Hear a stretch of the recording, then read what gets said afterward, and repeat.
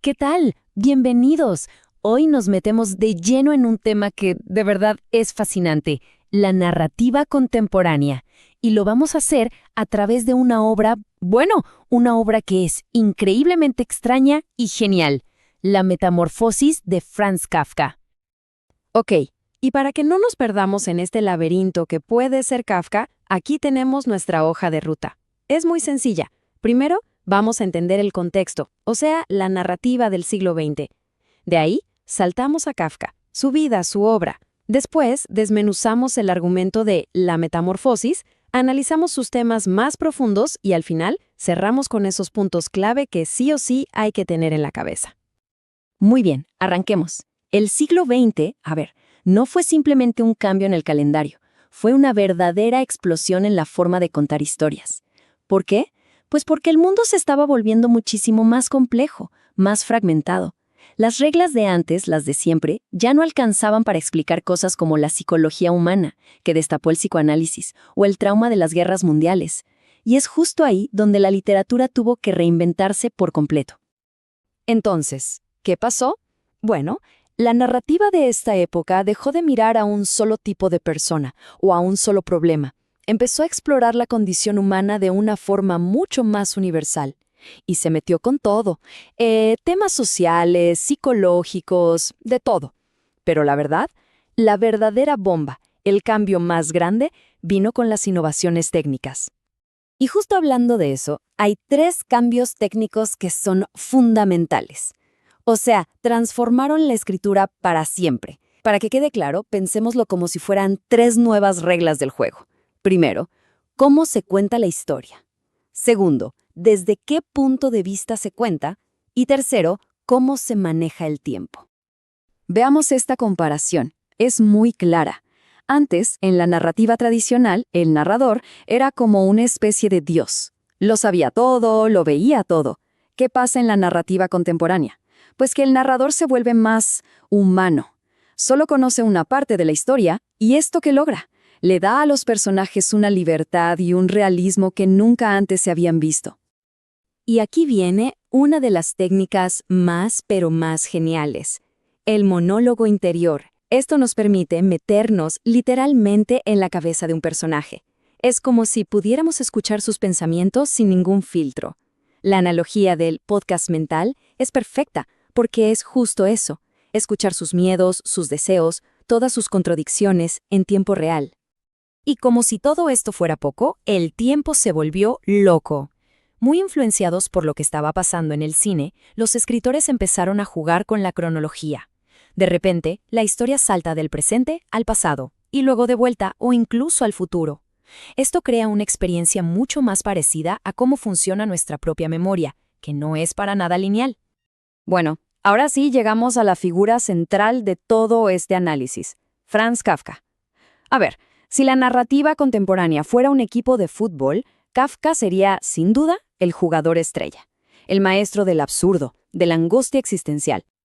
Y esta frase resume a la perfección su legado. Kafka no escribía historias para entretener, para nada. Él escribía para exponer esa sensación de estar perdido, esa falta de sentido, la opresión que sentía el individuo en el mundo moderno. Era casi una radiografía del alma de su tiempo. Aquí tenemos un vistazo rápido a su vida.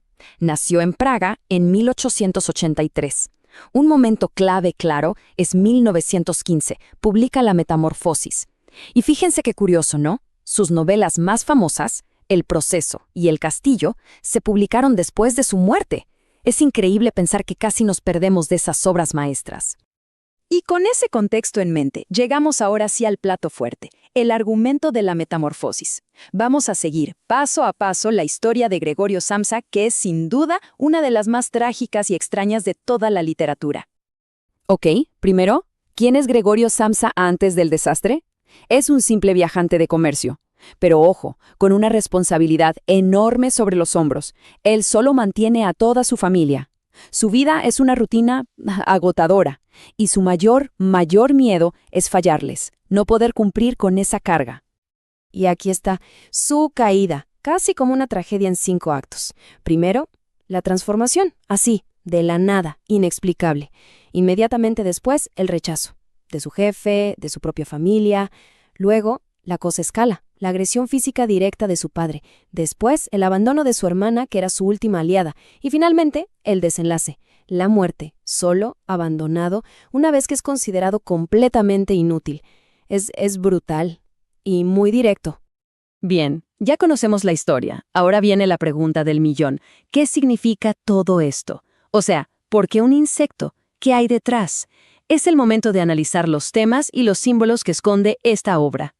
El gran tema, el corazón de la novela, es la alienación. Kafka nos está mostrando cómo una vida dedicada únicamente al trabajo, a una rutina mecánica, a cumplir las expectativas de los demás, puede terminar por deshumanizarnos. O sea, nos puede convertir en algo totalmente irreconocible, ajeno a nosotros mismos. Pero la cosa no se queda ahí, ¿eh? Hay muchas más capas. La obra es también una crítica feroz al autoritarismo, que vemos clarísimo en la figura opresiva del padre. También explora cómo se margina, cómo se ataca a quien es diferente.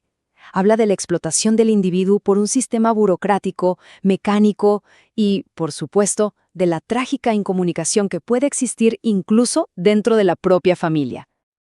Y esta tabla lo ilustra de una manera brillante y también muy cruel. Fíjense bien cómo se invierten los roles. Gregorio pasa de ser el héroe económico, el pilar útil de la familia, a ser una carga, una vergüenza. Y su familia, que antes era pasiva y dependiente, de repente se activa y se vuelve hostil en el momento exacto en que él deja de ser su fuente de ingresos. Es un giro de 180 grados y es durísimo.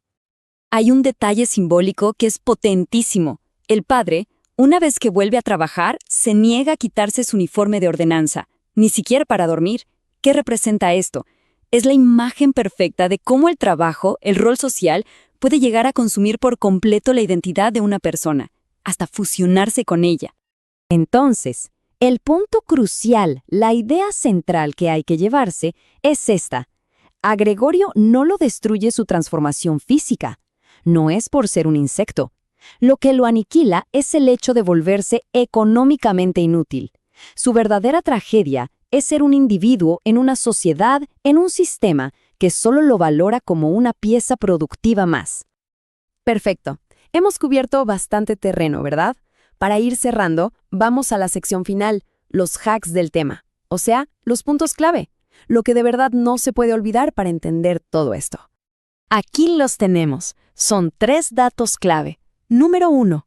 La narrativa del siglo XX rompe con todo lo anterior. O sea, adiós al tiempo lineal, adiós al narrador que todo lo sabe, y hola a técnicas como el monólogo interior. Número 2. La metamorfosis de Kafka es el ejemplo perfecto de la alienación del hombre moderno, un mundo donde el valor de una persona se mide por su utilidad económica. Y número 3.